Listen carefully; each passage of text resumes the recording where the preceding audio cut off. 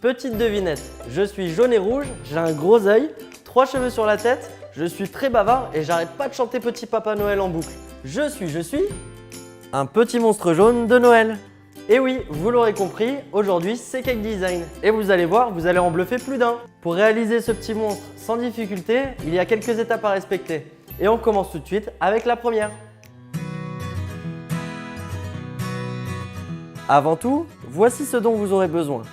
Du côté pâte à sucre, munissez-vous de colle alimentaire, de tylose, de 750 g de pâte à sucre rouge, d'1 kg de blanche, de 150 g de noir, d'1 kg de jaune, de 100 g d'argenté et de 100 g de marron. Du côté matériel, équipez-vous de différents outils de modelage, d'un extrudeur à pâte à sucre, d'un rouleau décor, d'une roulette et d'un lisseur.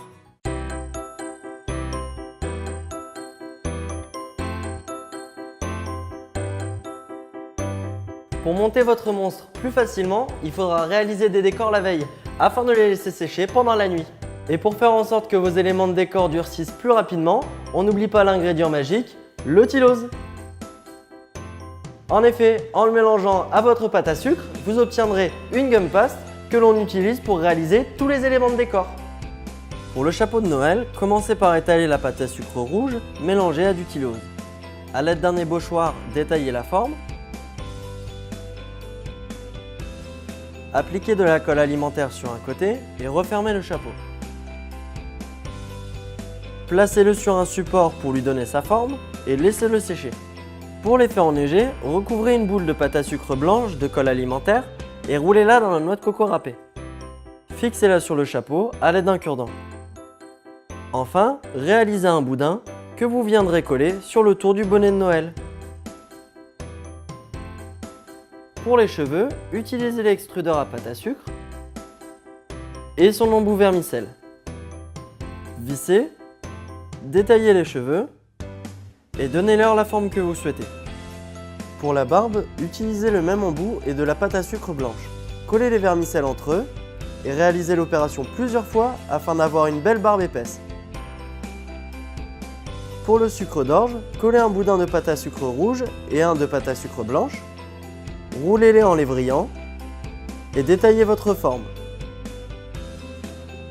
Pour les bras, coupez un boudin de pâte à sucre jaune. Et pour les mains, formez les doigts dans une boule de pâte à sucre blanche. Fixez le tout à l'aide d'un cure-dent.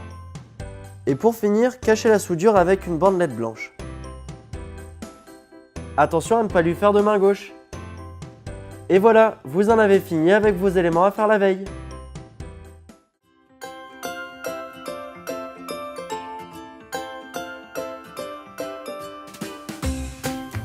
Pour la base du gâteau, j'ai choisi un rainbow cake aux couleurs de Noël sur lequel j'ai ajouté une génoise cuite dans un moule demi-sphère.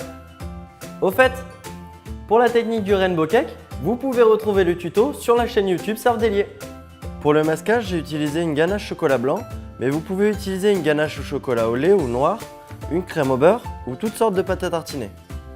Recouvrez le gâteau avec votre préparation, puis lissez le tout à l'aide d'une palette et d'une corne. Ma petite technique pour lisser les surfaces arrondies, une bande de film alimentaire. Après avoir étalé de la pâte à sucre jaune, recouvrez votre gâteau et lissez-la. Pour plus de facilité, prévoyez un peu plus large en pâte à sucre. Contrairement aux éléments de décor, on ne met pas de tylose dans la pâte à sucre utilisée pour recouvrir. Et voilà, il ne reste plus qu'à retirer l'excédent. A l'aide du rouleau décor, détaillez une bande de pâte à sucre rouge que vous collerez à la base du gâteau. Avec un patron, découpez la forme de la salopette. Dessinez les coutures avec une roulette dentelée. Et collez-la ensuite sur votre monstre. Attention, n'oubliez pas celle de derrière. Pour le bandeau, marquez un repère à l'aide d'un cercle et appliquez une bande de pâte à sucre noire. Enfin, collez 2 bandelettes de pâte à sucre rouge pour former les bretelles.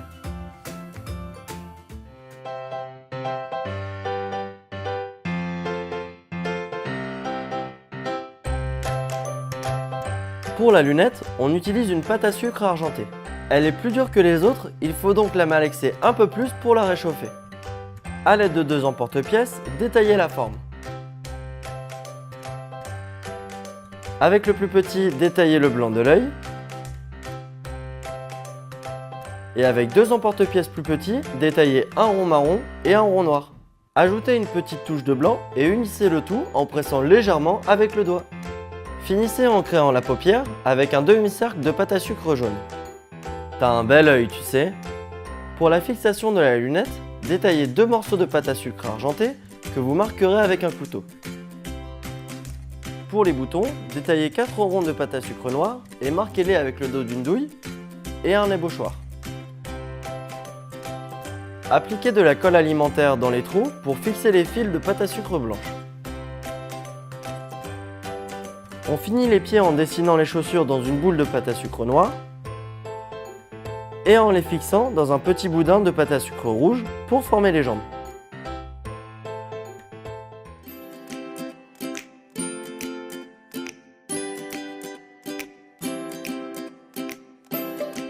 Et voilà, tous vos éléments sont prêts et on a même ajouté un petit cadeau.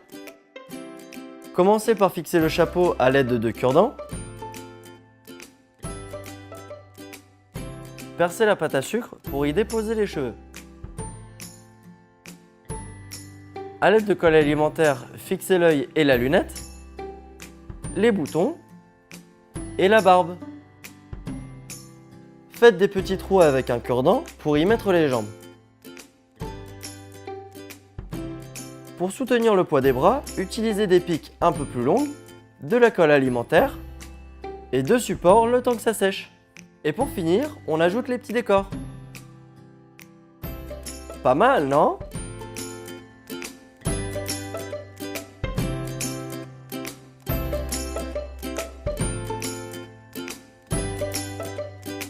Il est vraiment mignon ce petit monstre. Mais bon, moi j'ai faim, hein.